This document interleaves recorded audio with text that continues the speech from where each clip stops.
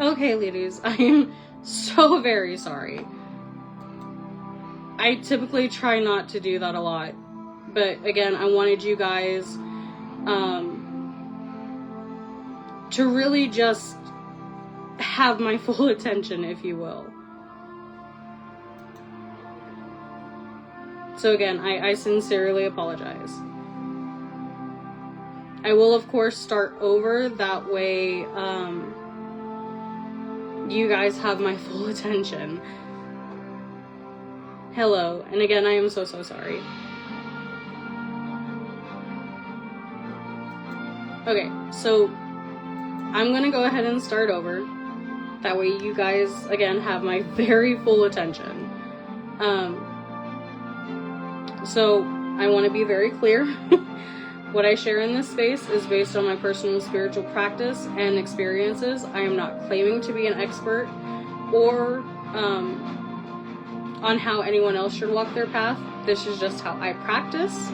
And I'm here to share, not instruct or debate. You are more than welcome to take what resonates and leave the rest. If something doesn't align with your beliefs or methods, that is completely fine. Just remember, we all practice differently, and diversity is a part of magic.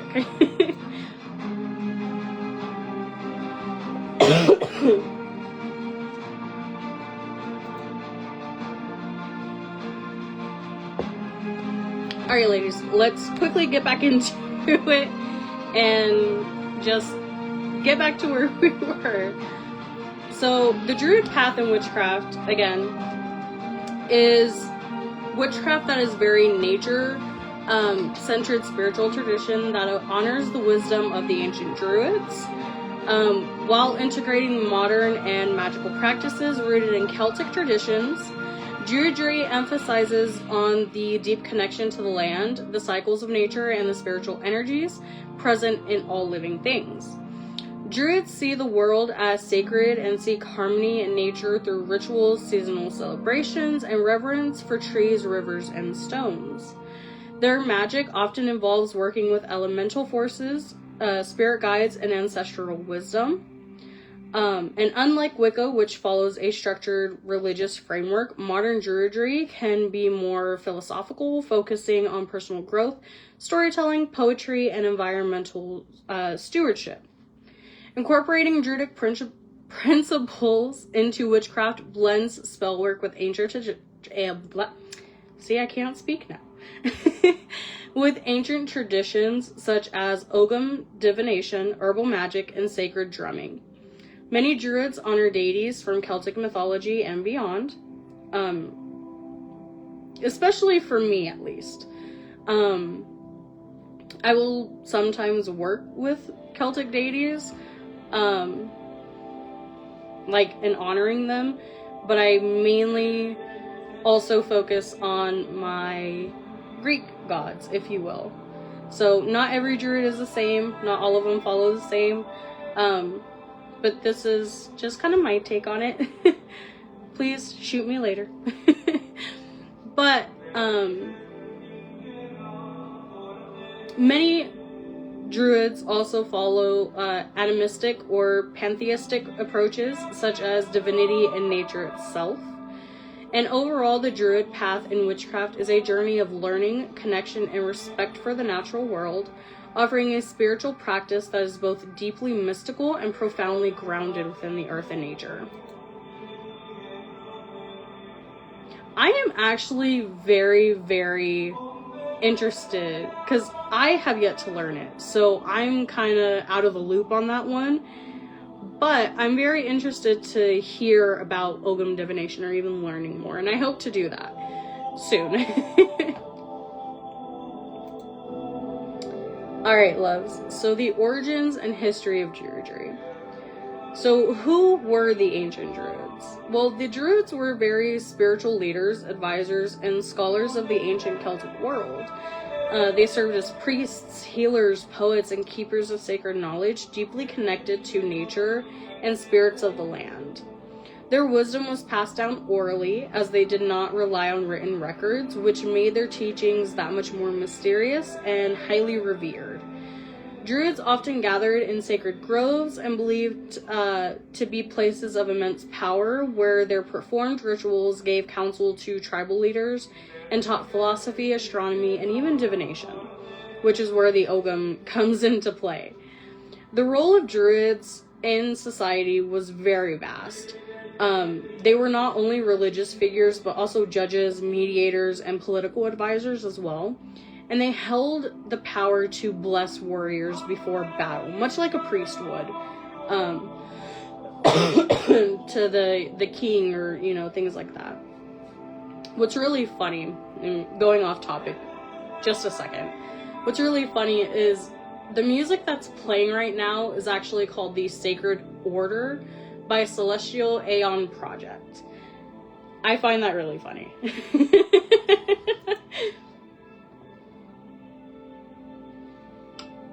And like I said, Maggie, I am excited to learn more about it because I want to be able to read it one day. So yeah, I would love to deep dive on that too. As I said, they mediated conflicts and even halted wars by stepping between opposing armies. Their influence extended across Celtic lands and included present-day Ireland, Britain, and Gaul, which was today modern France. Again, question. If you were a druid in ancient times, what role would you want to play, and why would you want to play it? Whether that be the poet, healer, judge, priest, mediator, things like that, I want to hear it.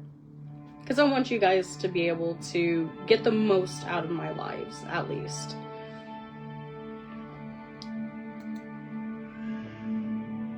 I'm just checking comments, making sure I'm not missing anything.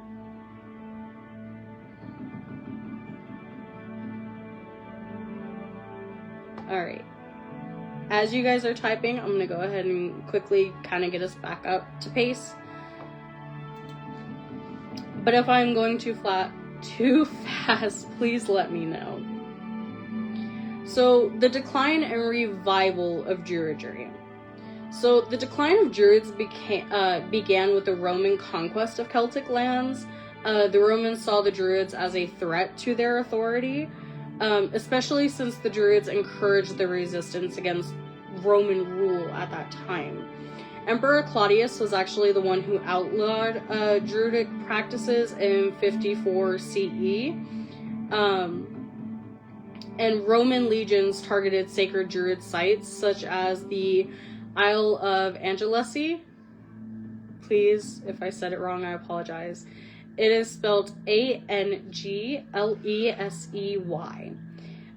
This was located in Wales, and it was a major Druidic stronghold when it came to the resistance.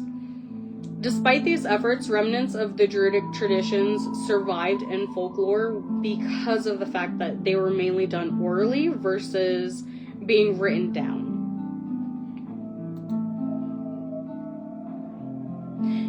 You're good, Kimberly. Again, I apologize, ladies. I wanted to be able to give you guys my very full attention on this matter.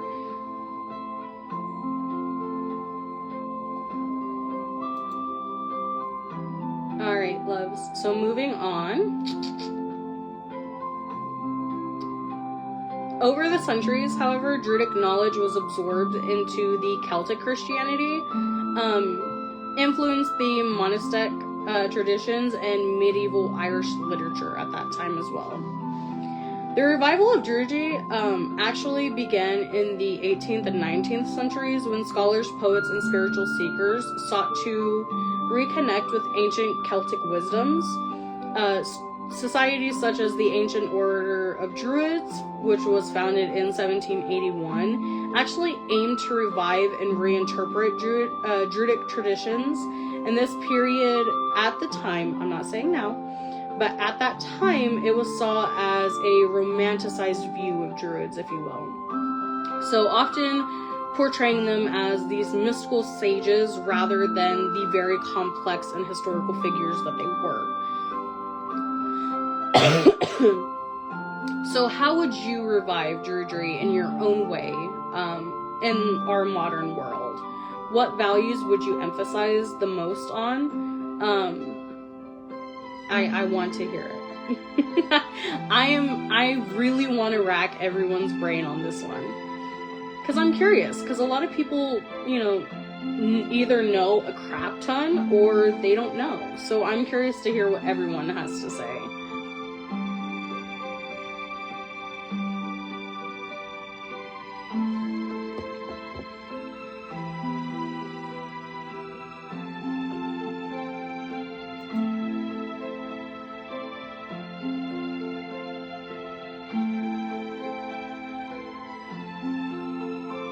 Alright, I'm gonna go ahead and move on as you guys are typing, and I will come back to it.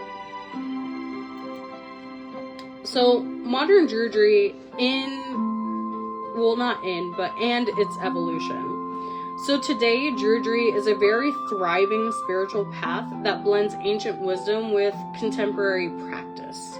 Modern Druids honor the cycles of nature, practice meditation, and engage in rituals that celebrate the lands and its spirits. Many also incorporate elements of witchcraft, creating a unique fusion of mystical traditions. And modern Druidry, as I mentioned before, is not a single unified religion, but it's rather a diverse spiritual path that we were able to bring back.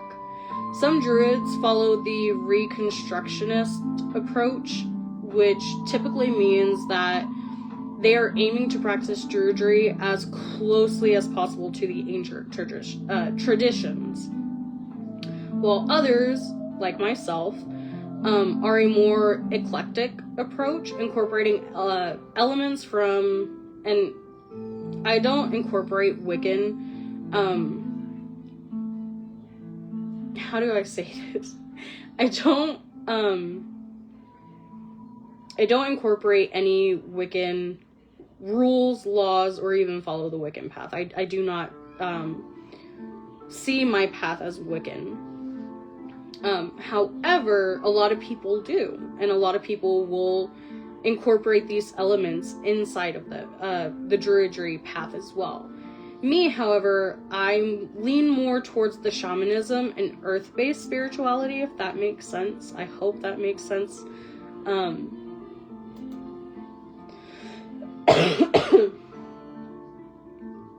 Maggie, I need to know.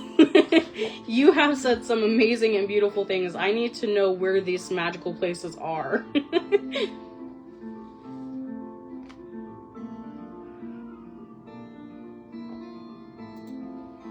Alright, lovelies. So, organizations. Now, there are quite a couple. There is the one that I mentioned earlier, which is the oldest foundation, which is the Order of Druids. And then there is also the Order of Bards, Ovates, and Druids, which is the OBOD. And the, please forgive me, I'm about to butcher the crap out of this. The Arndrachtfien, which is the ADF, that have helped establish structured teachings for modern practitioners. Their focus includes storytelling, poetry, ecological activism, and even deepening one's connection with nature as well.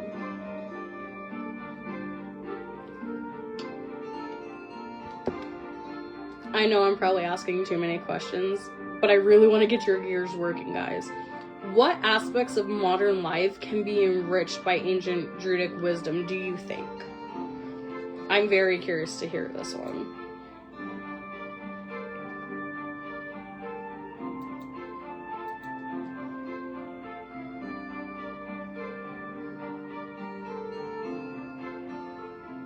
See, Tammy, I'm the same way. Like, it's it's such a beautiful feeling to be able to go inside, well, not inside, outside in nature and just relax. Let loose of yourself. Let yourself go in a way. Not in a bad way, but like just enjoying yourself, if you will. Haley, the question was, what aspects of modern life can be enriched by ancient Druidic wisdom? Do you think? It does, and it really does. Maggie says, personal transformation, working on your journey, healing and connecting with what is around you. I love that.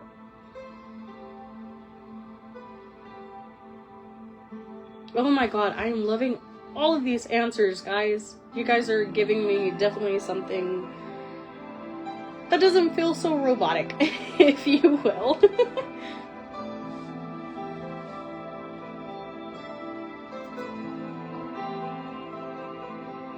So, I want to move on to the core beliefs and philosophy side of it, because there's actually a lot of core beliefs that I believe in, and that are really, really rooted inside the Druid path as well.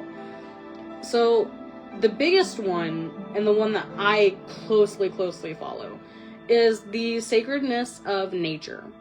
So in Druidry, they teach that nature is sacred, and it must be honored and protected. And I am very heavy on that. Especially when it comes to animals. I am a huge animal person. I will advocate always for an animal. But this is what I love about practicing Druidry, is it aligns with my mundane beliefs as well, if that makes sense. But how it works in Druidry, and even in native indigenous cultures, it is believed that every tree and river and mountain and animal and rock and basically everything holds a spiritual significance, and humans are seen as the stewards of the earth. We're here to protect it. We're here to try to nurture it as best as we can back to what we want it to be, essentially. Druids also strive to live in harmony with nature by practicing sustainably, reducing waste, and respecting the balance of ecosystems. Many engage in eco-spiritual practices such as tree planting,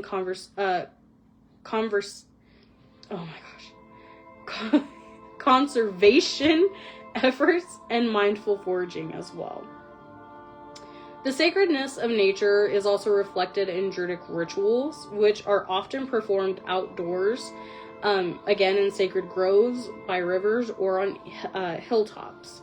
These locations are chosen mainly for their energetic significance, allowing Druids to connect deeply with the spirit of the land, and the concept of oh my gosh, I can never do this.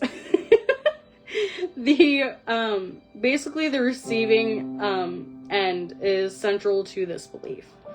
Druids give back to nature through offerings of food, song, or even gratitude, or ensuring a harmonious exchange.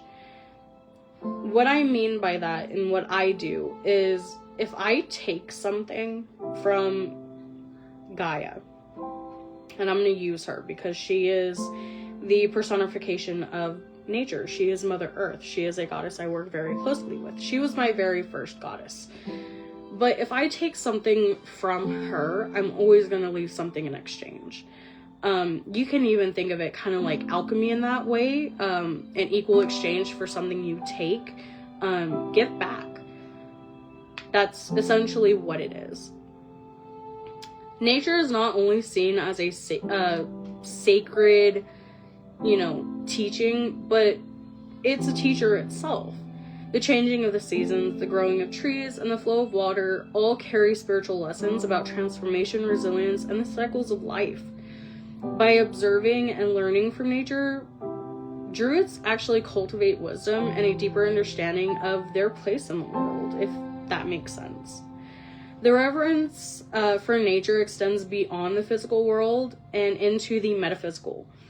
What I mean by that is many druids believe that spirits dwell within the natural formations, again, such as the stones, trees, rivers, and even the wind, each possessing unique energy and consciousness. Honoring these spirits through rituals, prayers, and respectful interactions is a very huge core part of the Druidic path, if you will. Oh, no, you're good, beautiful.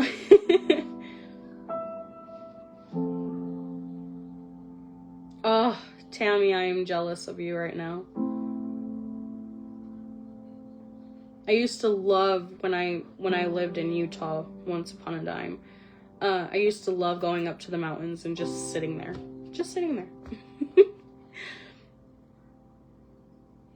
So we're gonna go into what animism is and also go into the spirit of the land, if you will. So animism is the belief that everything in nature has a spirit and is central to Druidry, but not really, because if you think about it, indigenous cultures believe it as well. So Druids honor the spirits of trees, stones, rivers, and even the wind, and these spirits are known as the land wights, Wights, or nature spirits, and are believed to hold wisdom, energy, and a unique presence. Druids often interact with these spirits through rituals, offerings, and even meditations. Ritual offerings often include grains, honey, flowers, water, typically given as gifts to acknowledge the presence of these beings and maintain a respectful relationship. Such interactions help strengthen the bond between humans and nature, fostering an environment of mutual respect and harmony as well. Sacred sites such as wells, ancient trees, and even stone circles are often places where these spirits are believed to be more active. Druids often visit these places to seek guidance, perform divination, or even sit in contemplation and just meditate. Many also practice spirit journeying, where they meditate to connect with the energies of the land and receive insight from these spirits. Where I live, it is the most windiest city in the state. We actually took it from Chicago. So I'm constantly out there, especially at night when I am working with my deities. I'll just sit out there and let the wind carry the negativity or the stress of the day, if you will. So you can kind of think of it like that. Like, I am starting on my path to combine a lot more of my mundane aspects that I wouldn't typically think would be witchy, that I'm slowly realizing they are. So that's what I mean. Like, I say this with the utmost love. The Druid path is one of the easiest but complex paths, because it is so easy to incorporate it into what you already practice, depending on what you believe. But it's also has like this diverse complexity to it, because you want to learn about like the ancient Druid practices. What religions did they really practice? What, things like that. Sorry, I got off topic. But that's just something I like to think about.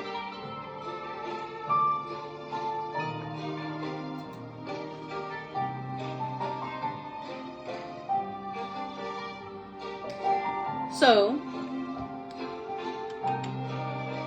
recognizing the consciousness in all things actually encouraged Druids, especially myself, to act with a mindfulness and reverence in daily life, like what I was just going on about. So whether it's whispering a blessing to a tree, taking a fallen branch, or thanking a river for its life-giving waters, these small acts actually embody the deep respect of Druids for its hold, for the world around them, if you will. Does anyone have any questions so far? Yeah, I wholeheartedly agree. It is very easy to incorporate, but there is a lot to it.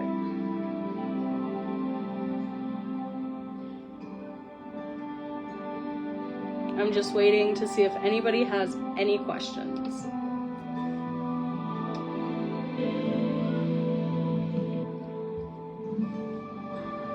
Or am I going too fast? That's the main thing. I want to make sure I'm not going too fast.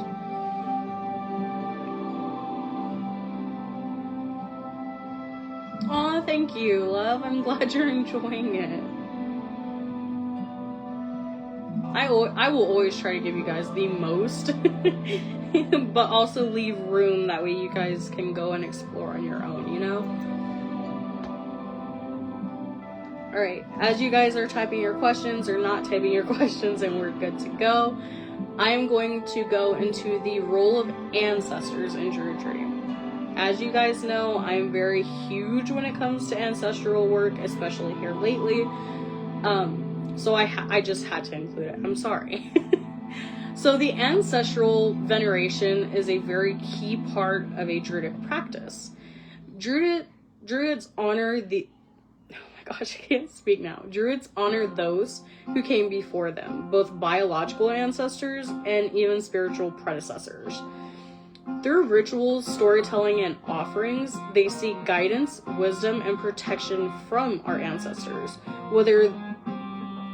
And this is just my point of view. I consider ancestors to be those who came before me, but also those who have died in my experience, in my life. Because I feel that they join our ancestors in a way. And it's... in a way, it's like they become part of that protection. They become part of teaching you, if that makes sense, like their mistakes and things like that. So I also see them guiding you in a way. I don't know, what do you guys think? That's how I do it. That's how I believe.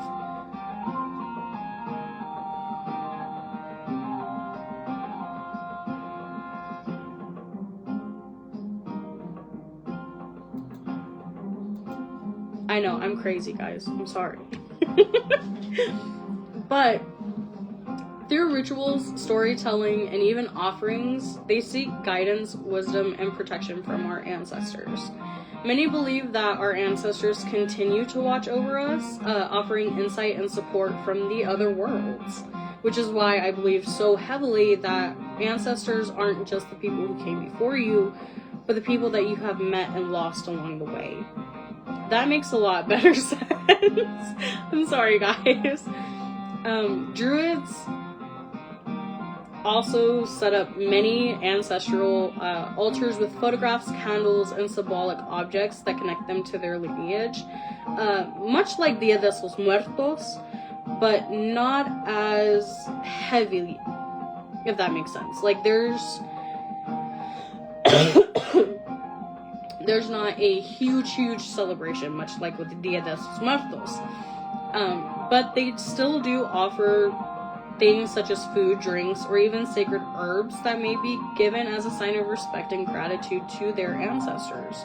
Some also like to engage in meditation and dream work, much like I do, to receive messages from our ancestors, believing that the veil between worlds is the thinnest during festivals, much like Samhain or Beltane. The wisdom of the ancestors is perceived through oral traditions and folklore on the Druid path. And even if you think about it, Dia de los Muertos, we learn about our loved ones. We learn about them and we honor them through their stories and through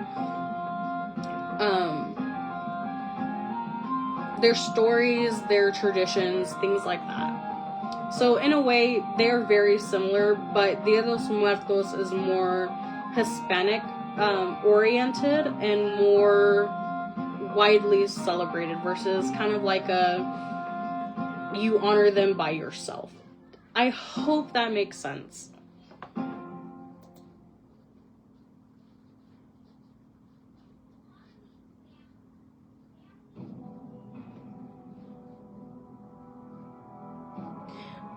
how I see my ancestors is very much on the Dia de los Muertos side, if you will. They are the ones who I have heard their stories, and they are on my ofrenda, and, you know, the ones that have, again, passed during the time that I've met them, etc. I also see it as, you know, just them being there even though I haven't met them, or I know very little about. I'm still getting the hang of trying to work my way through my family lineage. So it's, I see them in the little things. I see them in the birds that may come by and I take it as a sign. I see them in the butterflies. I see them in the trees blowing. If that makes sense. I hope I do not sound crazy to you. But that is, in a way, yes, there are those who have lived on the land prior to me, and then there are the ones who live on the land with me that have unfortunately passed. I hope that makes sense and I answered your question, Maggie. Again, I'm not trying to sound like a crazy woman on here, I promise.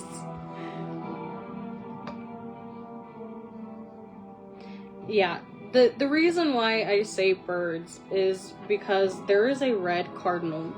And mind you, Texas is not very well known for cardinals, especially the area I'm in. But around November, December, a red cardinal will always come and visit me. And I take that as a sign for my little brother. He would have been 7 this year. And so whenever I see a red cardinal, especially at random times, not just during November, December, but during random times, I know he's there. I know he's helping me, or he's guiding me, or he's even protecting me. So birds are a very huge one that I can't let go, if you will.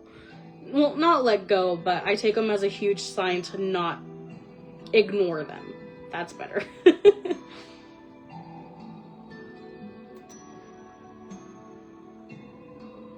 Alright, lovelies, moving on. So again, the wisdom of ancestors is preserved through oral traditions and folklore. By learning the stories for those who came before, Druids maintain a connection to the past and integrate ancestral knowledge to their spiritual path. Honoring ancestors fosters a sense of belonging, continuity, and responsibility for future generations, like what I'm going to be teaching my sons to do. There are 3 main realms when it comes to Druidry that are very recognized as sacred, that make up the existence, if you will. There is, of course, the land, represents stability, growth, and connection to Earth. It is the realm of trees, animals, and all things rooted in the physical world. This realm teaches grounding, patience, and wisdom drawn from nature's cycles, such as the forests, mountains, and sacred groves, are places of deep spiritual power within this realm. There is the sea, which embodies fluidity,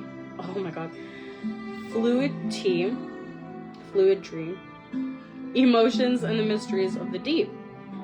It represents intuition, transformation, and the cycles of life.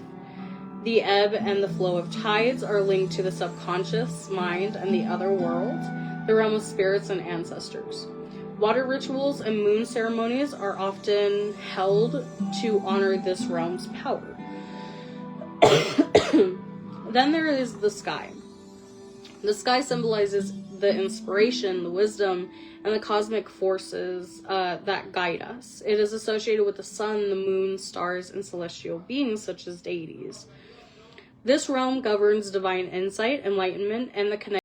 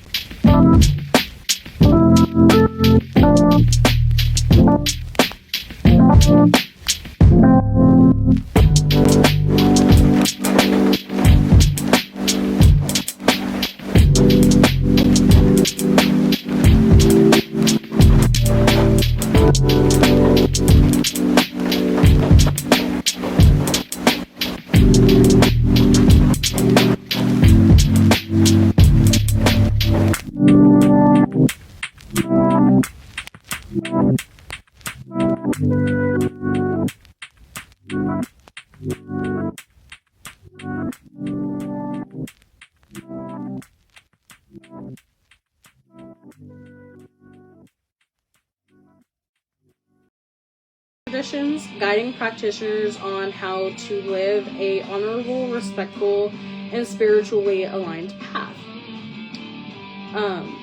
Some of the key principles of the Druidic code include, again, living in balance with nature. You're going to hear me say this a lot, and I apologize. But at the heart of the Druidic ethics, and basically the Druid path all in all, is understanding that nature is sacred and must be honored. Druids we typically view ourselves as stewards of the earth entrusted with its care and preservation. This means protecting the environment and working towards sustaining in all aspects of life, if you will. The reverence of earth, Druids acknowledge the land as a living, breathing entity, and this reverence extends to all natural elements, earth, fire, water, air, and even spiritual, each holding their own sacred energy. The environmental stewardship that I keep mentioning is where Druids, such as myself and others, practice sustainable living, whether through reducing waste or just speaking up about our environments, planting trees, or even participating in, cleaning things up, if you will.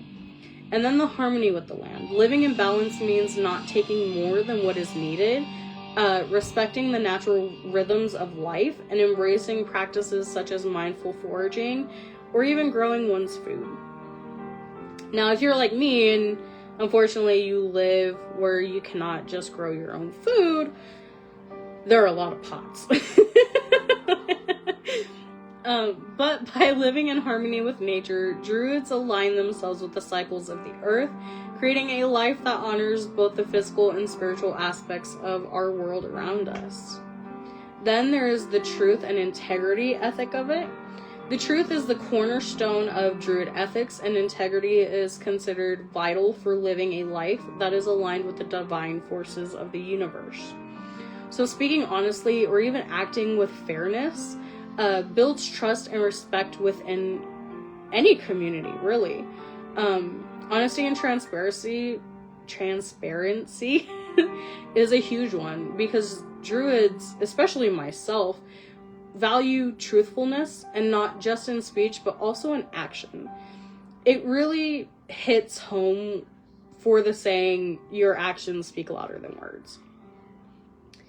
But misrepresentation or deceit is often seen as dishonoring the sacred connections between all beings.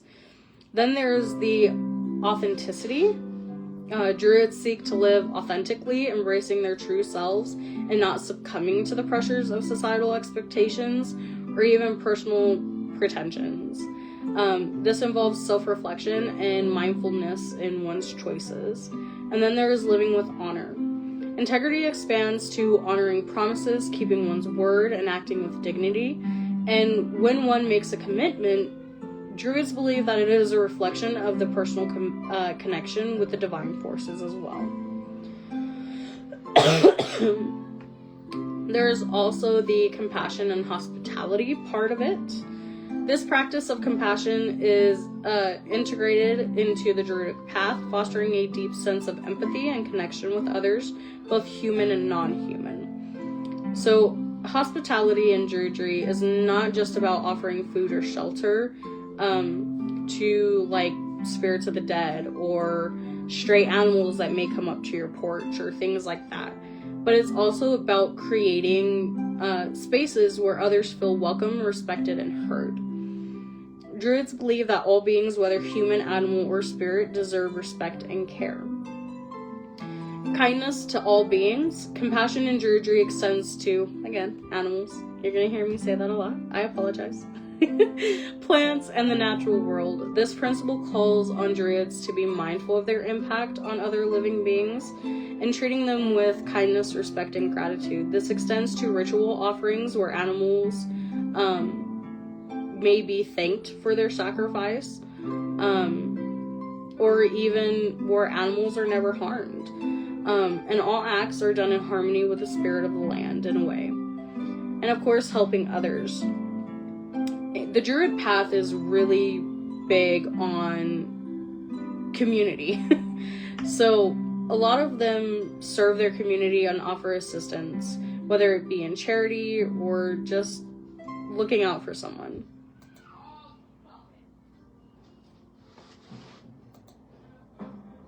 Then we have the personal growth and wisdom ethic of it. Lifelong learning, much like all of us here. Druids are lifelong students of nature and the universe and the self, whether through studying, meditation, or personal experience. Druids seek to learn from every moment, interaction, and discovery. Their pursuit of wisdom is not limited to academic knowledge, but also extends to deepening one's spiritual connection and understanding as well. Self-improvement is where the Druid path encourages practitioners to be the best version of themselves by embracing virtues such as patience, humility, courage, and even resilience. And personal growth is seen as both spiritual and practical endeavor, where one works to improve their relationship with themselves, others, and the world. Then there's the introspection and reflection part, which Druids often engage in reflective practices such as journaling, meditation, and ritual to explore their inner world and learn from past experiences and make conscious decisions that align with their core beliefs or values, if you will. Then there is a balance and responsibility ethic, which the Druid code emphasizes the importance of balance. So sorry I keep repeating myself on this. But it's one's spiritual path and one's life as a whole. The balance with nature is practicing, of course, balance.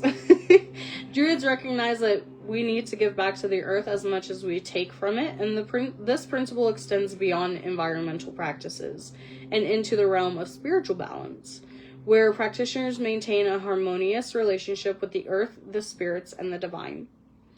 Then there is the responsibility to others, where Druids believe in the concept of collective responsibility, and by living ethically, Druids help create a ripple effect of goodness, kindness, and wisdom, if you will, that benefits the greater community. Ethical actions are seen as essential in creating harmony, and not only within one's life, but the world around them. The Druidic ethics encourage a life that is mindful, compassionate, and balanced, with the ultimate goal of creating a world that is spiritually rich, sustainable, and full of mutual respect. Whether in relation to nature, others, or the self, Druids are guided by the principles of wisdom, integrity, and love for all life, seeking a walk on this path for personal growth that uplifts the collective spirit of the earth.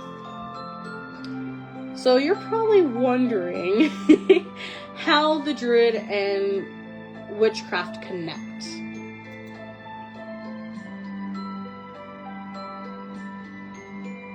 Yeah, a lot of them do. Like, it is so very, very heavy about, getting into a community and just helping out. A lot of them are so flipping amazing.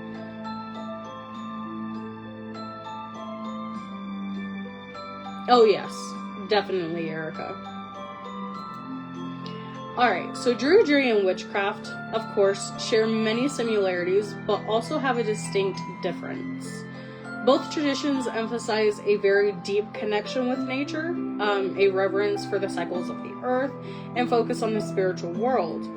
Both paths also honor the sacredness of the land, the elements, and even the unseen forces that shape existence. However, they do differ in spiritual practices, rituals, and the way that they engage with magic. I want to know what you guys think. How do they differ? What do you think they differ on? How are they similar? How do you think they are similar? Well, I gave you guys a big a big one, but what do you guys think? I want to hear.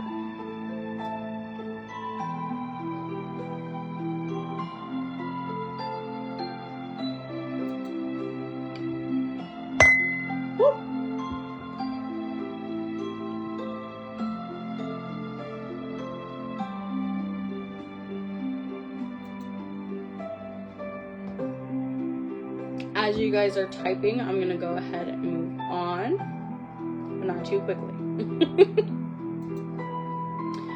So the Druidry and witchcraft shared foundations. Again, they're both very nature-centered spirituality. Both Druidry and witchcraft emphasize the sacredness of nature, whether it's through the worship of the land, honoring the spirits of trees, or working with natural energies. The two paths seek to live in harmony with the earth. We also share the wheel of the year with them. Druidry and witchcraft both celebrate the seasonal cycles through the wheel of the year, observing the Sabbaths like Beltane, Samhain, and Imbolc.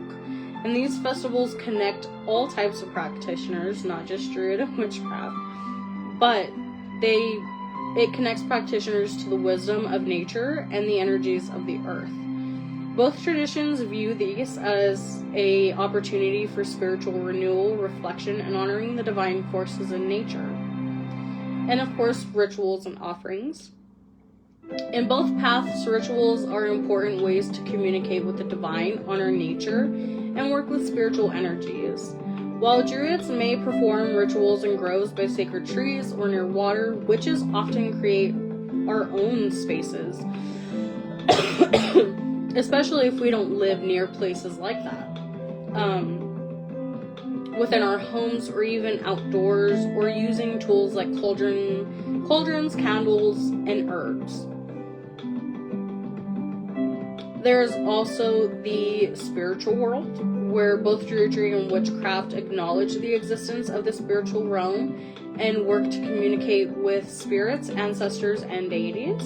However, while witchcraft often involves invoking deities from various pantheons, and this is where, like I said in the beginning, not all of them follow the same Druid path, but the good majority do. A lot of them do tend to focus more on the nature spirits, ancestral connections, and the divine within the natural world, but also the Celtic gods and goddesses as well. So Druidry and witchcraft intersect through their sacred reverence for nature magic and the spiritual realms.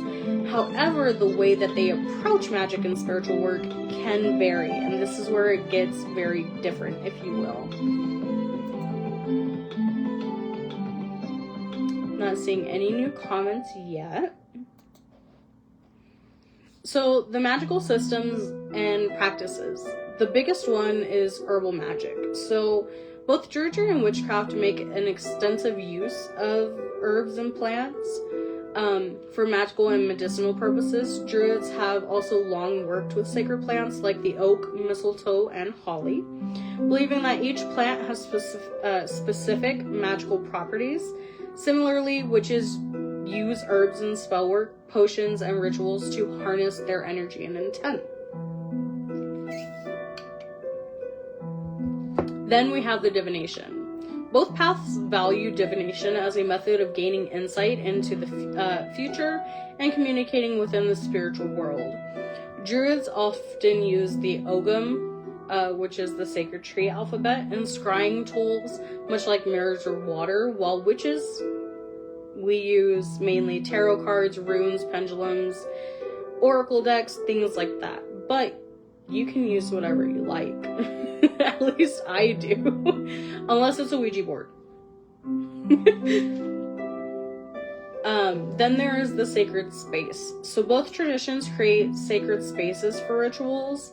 Druids often work in natural settings like groves, sacred trees, or near rivers, while many of us witches create altars in our homes with magical tools like cauldrons, crystals, candles, and incense.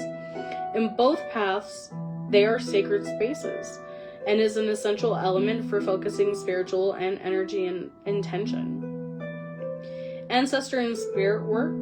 There is ancestral veneration. Both druids and witches honor their ancestors, but the emphasis is more pronounced in Druidry. Druids may hold specific rituals at Samhain where they honor their ancestors and seek their guidance, while most witches also venerate ancestors and often include them as a broader spiritual practice of working with various spirits, deities, and even elemental forces. Spirit work in both paths involve connecting the spirits of the land and the ancestors. In witchcraft, practitioners often engage with spirits through offerings, invocations, during the full moons, or even Sabbats. But in Druidry, spirit work may include communication with the nature spirits such as the Fae and spirits of the trees and other elements. So, Druid magic versus Wiccan magic. And the reason why I wanted to do Wiccan magic is because they can both be a very structured religion, if you will. While both Druidic and Wiccan magic share common roots in nature and ritual, they actually have distinct approaches in their magical practice. Druid magic, of course, focuses on, being deeply connected to nature, where, again, they work with the trees, the water to channel their magic. Their focuses are more on spiritual growth, healing, and protection of nature. And rituals may involve, sacred trees, such as the oak, yew, or ash trees. And druids may invoke the elements in a balanced way, calling upon all four elements to bring about their change.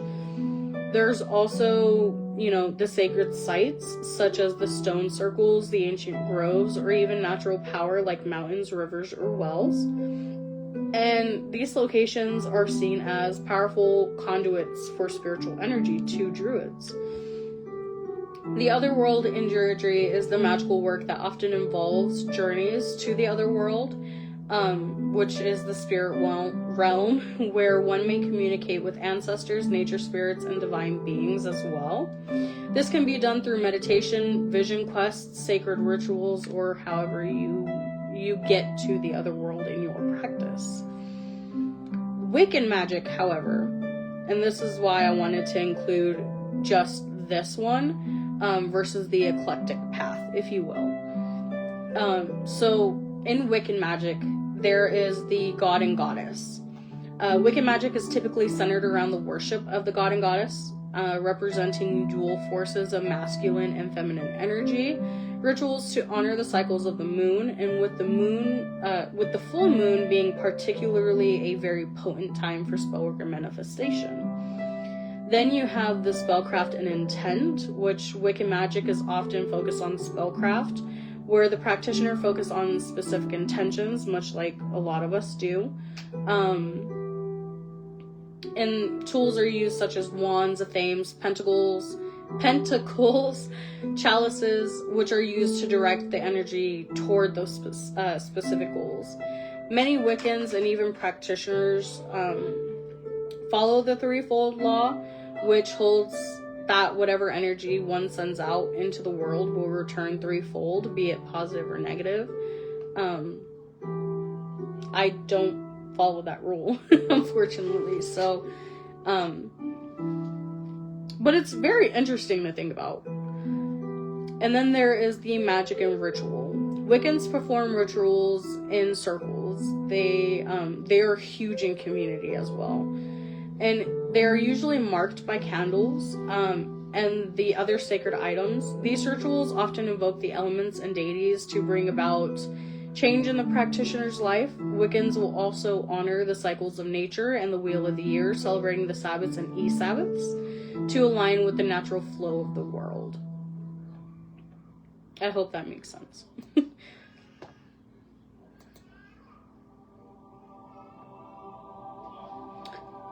I don't think I've seen that show. Not yet. I'm gonna have to look it up though.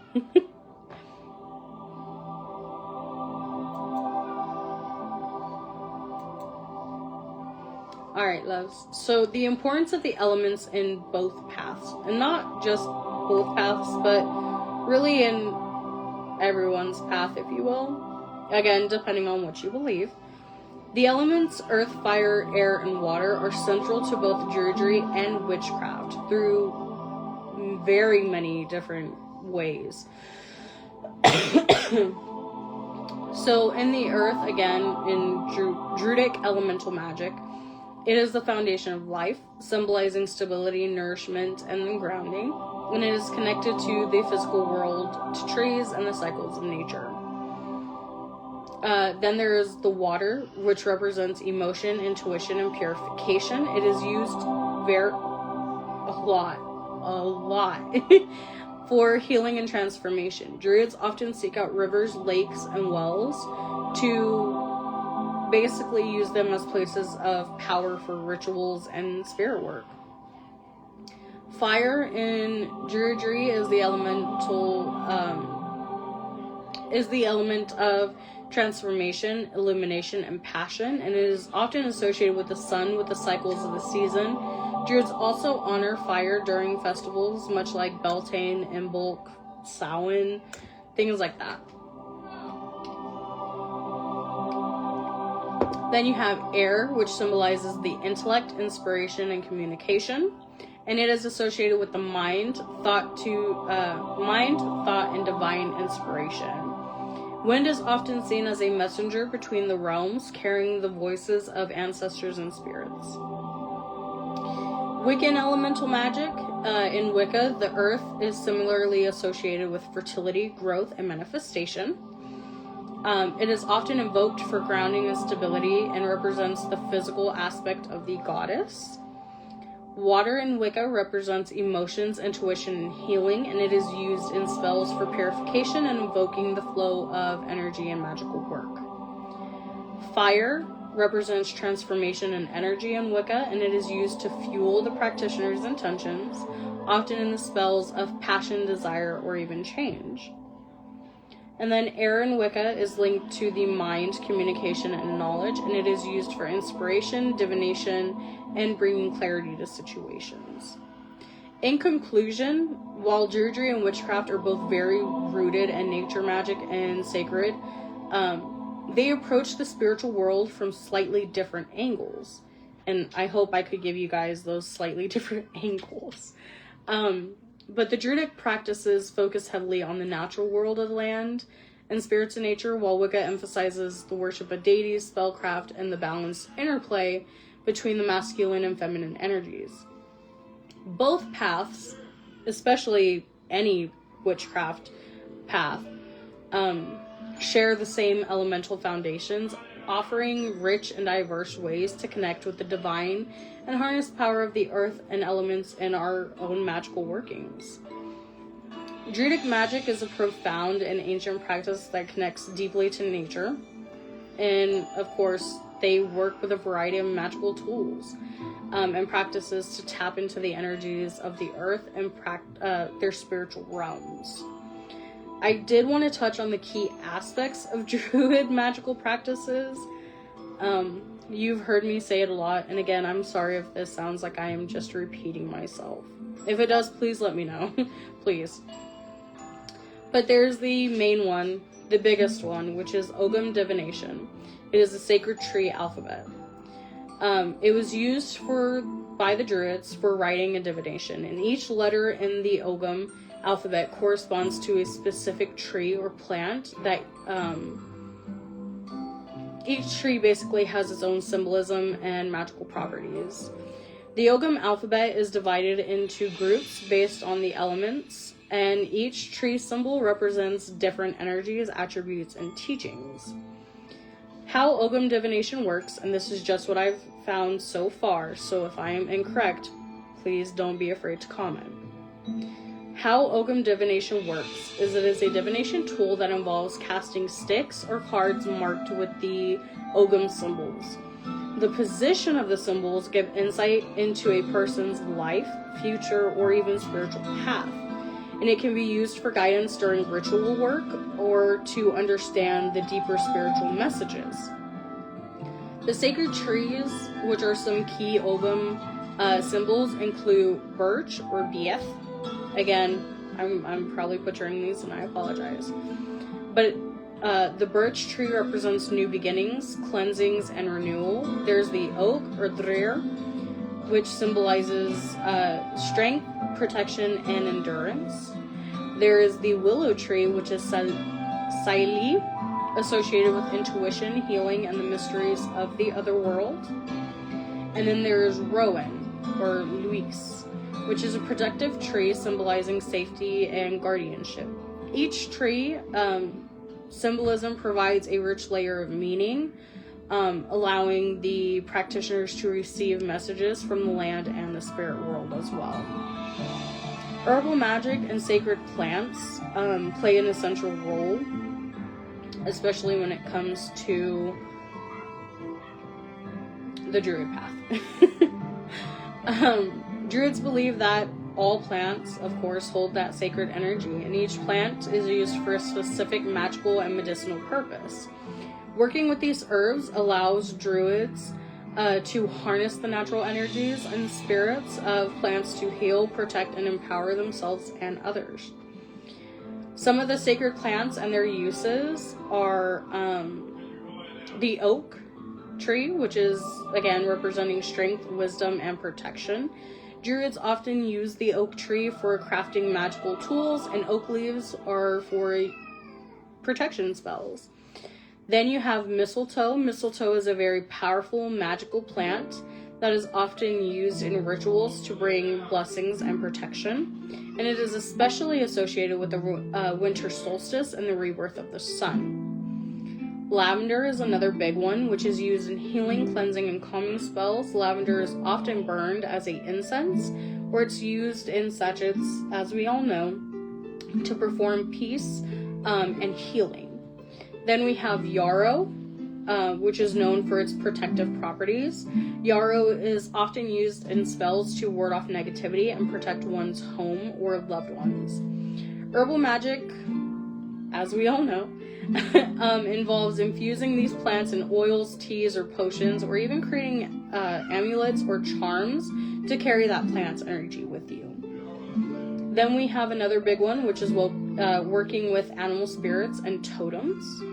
In Druidry, animals are seen as spiritual guides, and spiritual animal spirits or totems provide wisdom, protection, and insight. Animal totems are also believed to represent qualities, characteristics, or even lessons that may help guide you along in your life journey. Just checking comments.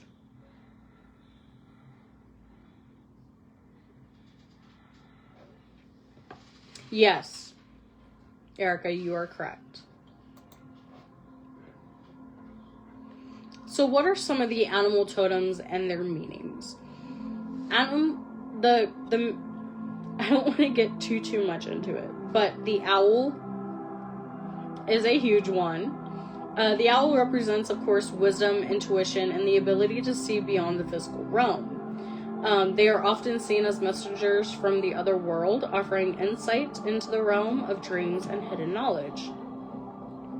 Animal totems are huge, especially in the Druid and even Native American paths. Then there is the wolf, which is loyalty and guardianship. The wolf symbolizes loyalty, strength, and intuition, and it teaches the importance of working in harmony with others and trusting one's instincts.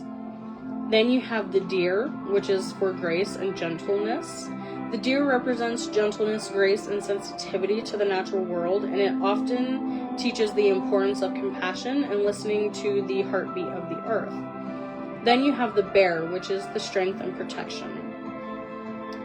The bear symbolizes strength, courage, and introspection, and bears are often revered for the connection to both the earth and the spiritual realms, teaching the balance between the inner and outer strengths. Some animal spirit rituals that Druids often engage in are connecting with the totem animals. Sorry, I'm going to plug you guys in real quick. This might involve meditation to call on the spirit of the animal, working in nature to observe the animal's behaviors and learn from their qualities, dream work to receive messages and guidance from their animal spirits, or even offerings of food, feathers, or other sacred items to honor that animal guide. So, sacred stones are another one. Stones and crystals hold immense power in the Druidic practice, and each stone is believed to, of course, carry its own very unique energy, and frequently that can enhance spiritual work, healing, and protection. Druids often use stones in rituals, meditations, and even talismans. As you guys remember in the last, charm and talisman live. So sacred stones in the Druidic practice, a lot of them are quartz, crystals for clarity and amplification. Quartz is mainly used for amplification of magical energy, healing, and clarity, and it can be programmed to hold intentions and is often used in meditation or crystal grids to focus in on its energy. Then you have hematite, which is grounding and protection. Hematite is known for its grounding and protective properties and is often used to protect against the negative energy to provide a balance during those spiritual practices. Of course, amethyst is a stone for spiritual awakening, intuition, and inner peace. And it is often used to open your third eye and enhance the connection with the divine. That way you are able to, connect with your spirit guides more, or to really hone in on that animal guide. And then, of course, obsidian. Obsidian is a very powerful stone for protection and transformation, and it is used to block the negative energies, sometimes even trickster spirits, and assist in the healing process. Stones are often used in the ritual circles that I keep talking about, or the stone circles. They are often carried as talismans or even placed on altars. Some Druids even believe that certain stones are connected to specific deities or spirits of the land as well. Chanting, poetry, and spoken spells.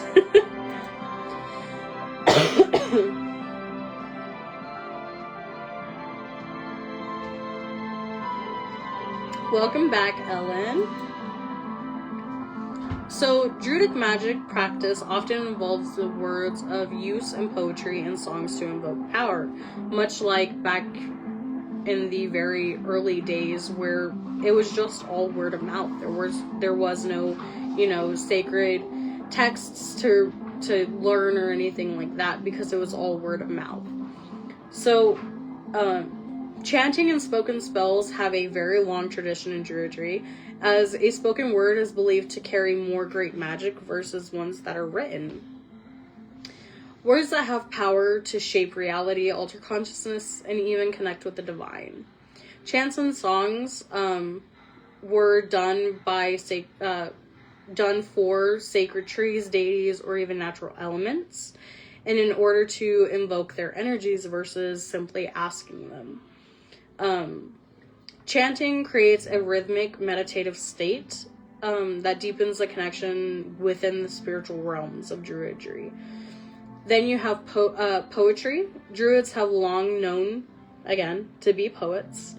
And poetry is used to express divine inspiration, honor the land, and convey wisdom. Many Druids write and recite poetry as part of rituals to connect with the spirits of nature. And of course, spoken spells or invocations are used as a direct energy towards specific goals, such as healing, protection, or even transformation. And these spells can simply be affirmations or even long, intricate invocations that work with elements, the gods, and the spirits of nature. Ritual and ceremony. In Druidic ritual, words are sacred, and they hold a lot of power to manifest our intentions. Druids may recite prayers or poems before rituals, invoking the sacred powers of the land, the elements, and the ancestors. These words are believed to shape the outcome of the ritual and align with the practitioner and their spiritual forces of the world. In conclusion,